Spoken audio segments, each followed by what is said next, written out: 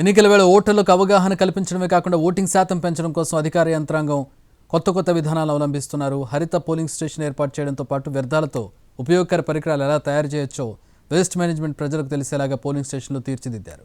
Municipal ఎన్నికల సందర్భంగా ఓటర్లలో అవగాహన కల్పించేటట్లు ఏర్పాట్లు చేస్తున్న పోలింగ్ స్టేషన్లలో ఒకట్లు ఓటర్ ఆకట్టుకుంటున్నాయి. ఇప్పుడు కేవలం 7,999 అప్ టు 10 kgs వరకు బరువు తగ్గి అధిక బరువు నుంచి వచ్చే ప్రధాన సమస్యలను దూరం చేసుకోండి.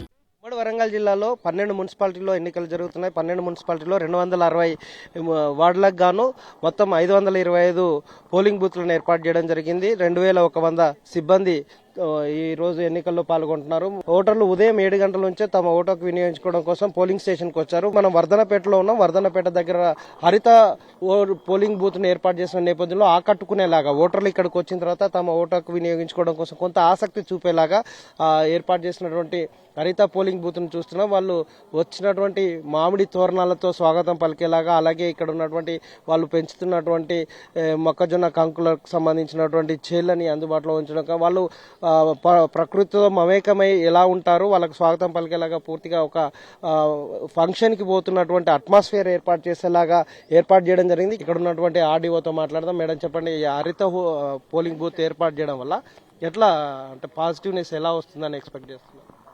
గతంలో మనం సర్పంచ్ ఎలక్షన్స్ అప్పుడు కూడా ఏర్పాట్లు చేశామండి కలెక్టర్ గారి ఆదేశాల మేరకు. అప్పుడు మనకి ఓటింగ్ పర్సంటేజ్ చాలా పెరిగింది. అంటే లైక్ మనకి సెల్ఫీ పాయింట్ ఇవన్నీ చూడడానికి వచ్చి కూడా చూడాలి, ఏదో బాగా చేశారట చూద్దామని అట్లా వచ్చి ఓటు వేయడము, దాని విధంగా ఓటింగ్ పర్సంటేజ్ అనేది బాగా పెరిగింది.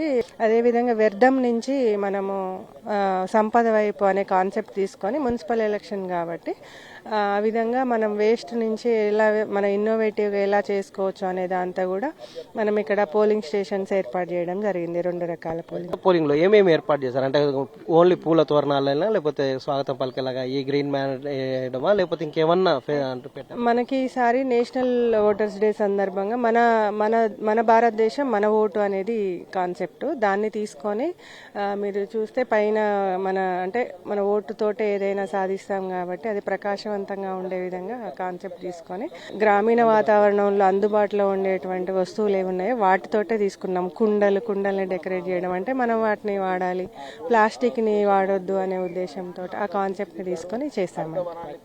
నర్సంపేట మున్సిపాలిటీలోను అలాగే వర్ధనపేట మున్సిపాలిటీలో ఎక్కువ పోలింగ్ బూత్లు ఉన్న సెంటర్లో ఒక హరిత పోలింగ్ స్టేషన్ ఏర్పాటు చేయడం, అలాగే వేస్టేజ్ నుంచి యూస్ఫుల్ ఐటమ్స్ ఎలా తయారు చేయొచ్చో ఒక అవగాహన కల్పించేలాగా మరొక polling booth model polling booth ను ఏర్పాటు చేసిన నేపథ్యంలో ఓటర్లు కొంత ఉత్సాహం చూపిస్తున్నారు. ఓటాకు వినియోగించుకోవడం కోసం పోలింగ్ స్టేషన్ కు వస్తున్నారు. ఎవరైనా వాజిద్ కుమార్, టీవీ వరంగల్.